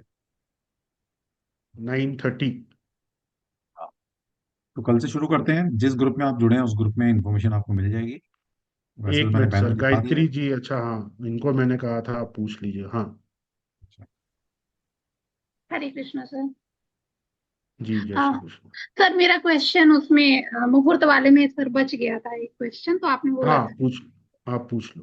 सर वही मेरे को पूछना था कि पिता जो है ना एक ऋषि थे, और उनकी मतलब जो पत्नियां थी वो तीन हो गई। तीन यानी मतलब पुत्र के लिए जो उन्होंने किया था। एक विदुर की माता जो राज नौकरानी बोली जाती हैं, एक पांडु की माता जो महारानी थी, और एक धृतराष्ट्र की माता, वो भी महारानी थी। मतलब दो राजकुमारी और एक जो थी दासी। तो दासी पुत्र विदुर हुए, लेकिन ऋषि के ही संतान थे। लेकिन जब वो हाँ इतने बड़े ज्ञानी थे, विद्वान थे, ऋषि थे, तो उन्होंने भी जब गर्भधारण संस्कार को देख करके ही वो पुत्र कामना से वो चीजें की होंगी। तो फिर तीनों के मतलब इतने अलग अलग परिणाम कैसे आए जब उन्होंने वो नहीं नहीं, चीज किया? देखिए आप जो एक वायु हो गया, महाभारत के एक जिस गंधा। महाभारत के जिस एपिसोड के बारे में आप बात कर रही हैं, वहां पे जो गर्भधारण था वो नॉर्मल, जैसा नॉर्मल लोगों का गर्भधारण होता है वैसा नहीं था। वो एक ऋषि के द्वारा गर्भधारण करवाया गया था।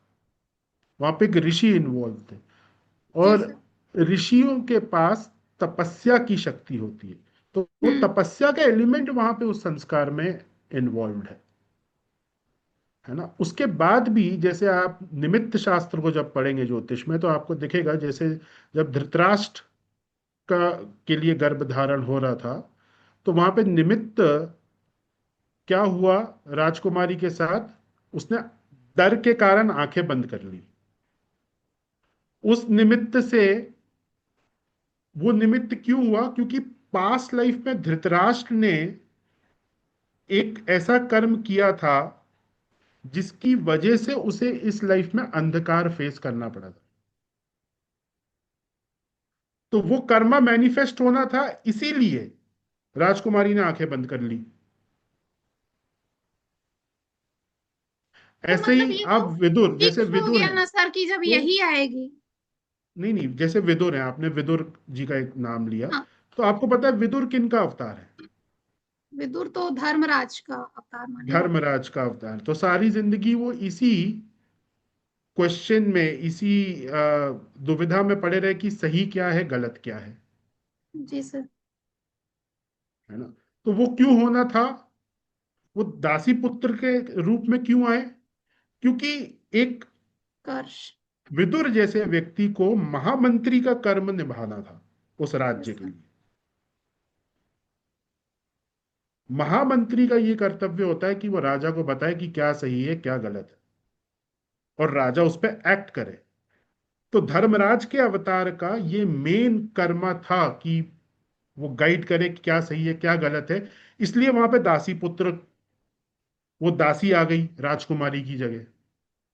तो जो ऑलरेडी लिखा हुआ है उसी वो होना है, इसीलिए वो सारे इवेंट्स उस प्रकार से हो रहे हैं।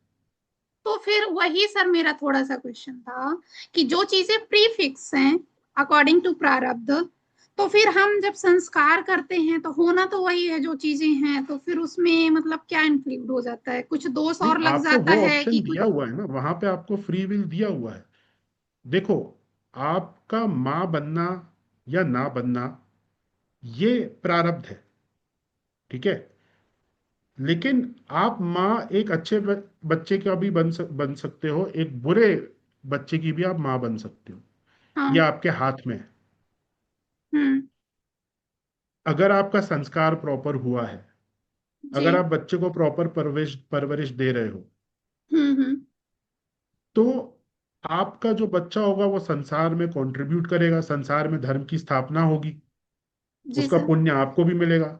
और अगर इसके विपरीत आपने बच्चे में अच्छे संस्कार नहीं डाले, आपका जो गर्भाधान संस्कार है वो प्रॉपर नहीं हुआ है, तो वो बच्चा जितना कर सकता है वो उतना भी नहीं करेगा, हो सकता है गलत राह पे चला जाए। अच्छा, तो मनुष्य होने का एक फायदा ये हो जाता है कि हमको ये अधिकार है कि हम आने वाले भविष्य को खुद से क्रिएट कर सके, अच्छा या बुरा। कुछ कुछ चीजों में है, हर चीज में नहीं। जैसे अगर आपके हॉरोस्कोप में शादी नहीं लिखी जी सर। है ना, तो ऐसा नहीं है कि आपकी शादी हो जाएगी, वो आपके हाथ में है। नहीं लिखी प्रारब्ध में तो नहीं होगी। लेकिन हम्म। अगर आपके हॉरोस्कोप में शादी लिखी है, तो उसे सही मुहूर्त में करना या गलत मुहूर्त में करना, यह आपके हाथ में है। और एक बात सर, जैसे आपने बताया कि उन्होंने आंखें बंद कर लिया था और ये था, तो मतलब एक चीज और मुझे इसमें समझ में आई कि जो भी मुहूर्त निकलता है, तो गर्भाधान संस्कार में सिर्फ मुहूर्त के अलावा भी और भी बहुत सारी ऐसी चीजें हैं जिनका ध्यान रखना चाहिए। बिल्कुल। देखिए, कंसीव करने से पहले गर्भाधान संस्कार में भी मैंने आपको ये चीज समझाई थी कि कंसीव करने से पहले सबसे पहले महात्माओं और ऋषियों के पास जाके आशीर्वाद लिया जाता है, जी सर। फिर मुहूर्त देख के फिर कंसीव किया जाता वही वहां पे मैंने एक क्वेश्चन और करना था सर, वो क्लास मिस हो गई थी, जैसे उसमें फिर ब्रह्मचर्य का भी महत्व होगा। है। बिल्कुल है ही ना। देखिए, गुरुकुल पद्धति में 24 साल तक ब्रह्मचर्य आश्रम में एक व्यक्ति रहता है, फिर 25वें साल से वो शादी के लिए तैयार होकर 26वें साल में वो गृहस्थ में जाता है। अब हाँ, अगर कोई ब्रह्मचर्य में ही नहीं रहा तो पहला आश्रम ही उसकी जिंदगी का खराब हो गया, तो बाकी के आश्रम भी खराब होंगे। अगर कोई ब्रह्मचर्य में नहीं रहा है तो वो गृहस्थ में नहीं रह सकता, वो उसकी शादी चलेगी ही नहीं।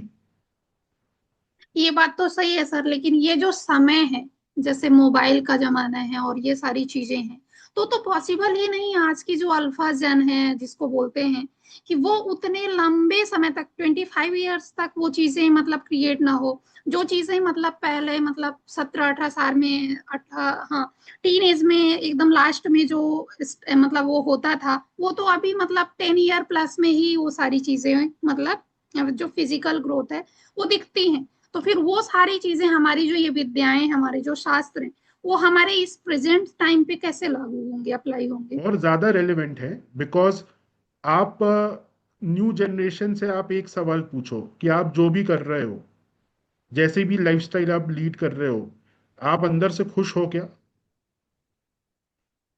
उनका जवाब होगा नहीं, हम फ्रस्ट्रेटेड। पूरी पूरी यंग जनरेशन आप देख लो, फ्रस्ट्रेशन के अलावा कुछ है ही नहीं। हाँ जी सर। आप आज के डेट में आप देखो कितनी सारी दवाइयां हैं, हर हर बीमारी की दवाई है मार्केट में, लेकिन फिर भी लोगों की आयु कम होती जा रही है बढ़ने की जगह। जैसे आपके दादा परदादा 90, 100, 110 साल तक जीते थे, तब कोई दवाई अवेलेबल नहीं थी, फिर भी आज सारी दवाइयां अवेलेबल है, सारा मॉडर्न मेडिकल सिस्टम अवेलेबल है, तब भी लोगों की आयु कम होती जा रही है, बीमारियां बढ़ती जा रही हैं। तो हमें आयुर्वेद की और ज्यादा जरूरत है। पहले के लोग दवाई खाते नहीं थे, लेकिन फिर भी 100-100 साल तक जीते थे। तो प्रॉब्लम्स बढ़ रही है ना, मॉडर्न एज में प्रॉब्लम्स बढ़ रही हैं, सॉल्यूशंस नहीं आ रहे हैं, वही चीज है सर कि प्रॉब्लम्स कुछ ज्यादा हो चीजें रही जो हैं। हैं हमारी पुरानी चीजें हैं, हम पढ़ते तो हैं लेकिन एज। चलो आप ये कह रहे हो, आप किसी को बोलो आप ब्रह्मचर्य में मत रहो, लेकिन फिर एक अच्छी शादी भी दिखाओ दिखाओ हमें कि हम ब्रह्मचर्य में नहीं रह रहे हैं, लेकिन हमारी शादी बहुत अच्छी जा रही है। ऐसा कोई एग्जाम्पल आपको मिलेगा ही नहीं।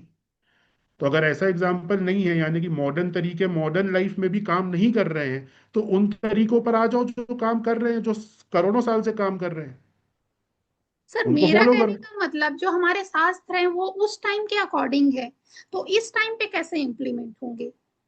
वो तो नहीं मैं समझ मैडम गई देखिए, सर कि जो चीजें नहीं शास्त्र जो करेंगे हैं उसका बेनिफिट तो नहीं वो मिलेगा। किसी किसी भी टाइम के नहीं है ना, वो उस टाइम के हैं ना वो इस टाइम के हैं, वो एवरग्रीन है।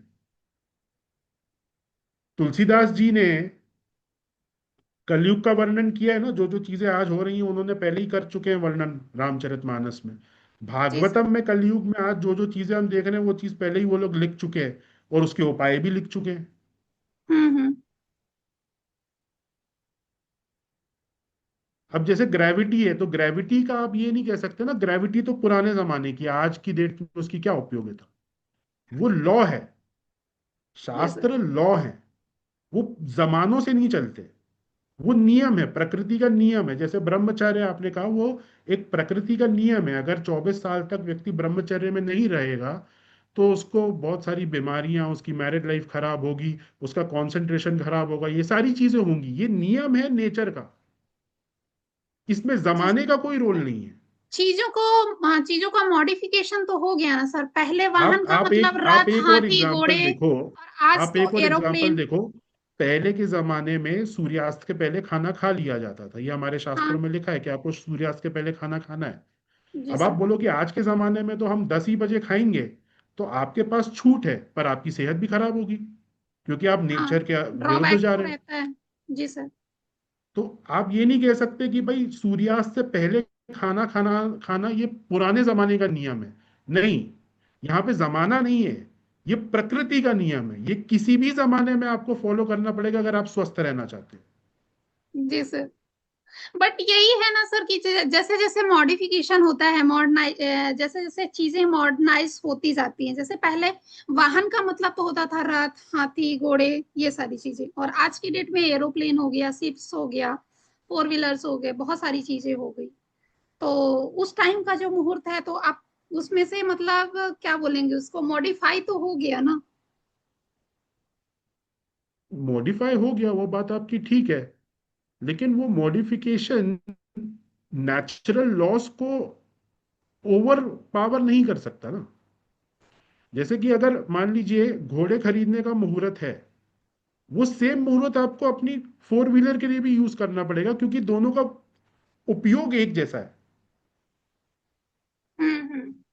घोड़े में भी एक्सीडेंट की संभावना है, ज्यादा ज्यादा घोड़ा गिर गया, और 4 व्हीलर में भी है। तो आप एक तरीके से जानवर से मेटल पर आ गए, मशीन पर आ गए, लेकिन उसका, जैसे मुहूर्त की जो आप बात कर रहे हैं, उसकी उपयोगिता के हिसाब से उसका मुहूर्त डिसाइड होता है। हाँ उसमें जी सर, मॉडर्नाइजेशन उसमें का कोई रोल नहीं है। हाँ यूज तो सेम ही हुआ, पर्पस तो वही हुआ, बट थोड़ा सा ये हो गया कि वहां पे वो चीजें लाइव थी और ये चीजें थोड़ा सा। बिल्कुल। ठीक है सर, थैंक यू। जी भाई, कोई और भी है तो वो भी आ जाओ, कोई बात नहीं। ठीक। जो प्रिंसिपल्स है ना वो कभी नहीं बदलते। वास्तु पढ़ेंगे ना तो समझ में आएगा, वास्तु आज का नहीं लिखा हुआ है ना, जब से वेद बने हैं तब से वास्तु है। और जो वास्तु के प्रिंसिपल ऋषि तब लिख कर गए हैं उस एरा के अंदर, वो आज भी लगते हैं, लेकिन उसको थोड़ा सा बुद्धि के साथ लगाना पड़ता है बस। सारे प्रिंसिपल वही है, कोई नया प्रिंसिपल नहीं है, लगाना आना चाहिए सब। ठीक है, चलिए जी, ये चर्चा तो चलती रहेगी, और हमें भी मजा आता है ऐसे नए नए टॉपिक, नए नए बच्चे पूछते हैं। हमें आता है तो कहते हैं हाँ भाई ऐसा है, नहीं आता तो हम भी मना करते हैं भाई हमें नहीं पता। हम कोई ब्रह्म ज्ञानी तो है नहीं। ठीक है, चलिए जी, all the best, thank you, जय श्री कृष्णा। आज का एनर्जी एक्सचेंज देके जाइएगा, जय श्री कृष्णा। और कल मिलते हैं सक्षम के साथ क्लास में। और जिस ग्रुप में है उस ग्रुप में मॉर्निंग में आपको पेमेंट का लिंक मिल जाएगा। पुराने स्टूडेंट तो आपको पता है पेमेंट कहाँ करनी है, तो आप पेमेंट कीजिएगा, अपना नाम जरूर लिख कर भेजिएगा। ठीक है, चलिए, आज का एनर्जी एक्सचेंज दे दीजिए भाई, सबका भला हो जाएगा, तुम्हारा भी हो जाएगा, हमारा भी हो जाएगा। जय श्री कृष्ण। जय श्री कृष्ण सर। जय श्री जय जय श्री श्री कृष्ण। कृष्ण सर। जय श्री सबका कृष्ण। जय श्री कृष्ण। कृष्ण। जय श्री जय श्री कृष्ण सर। जय श्री कृष्ण जय श्री कृष्ण जय सर। श्री कृष्ण। जय श्री कृष्ण। जय श्री कृष्ण सर। जय श्री कृष्ण।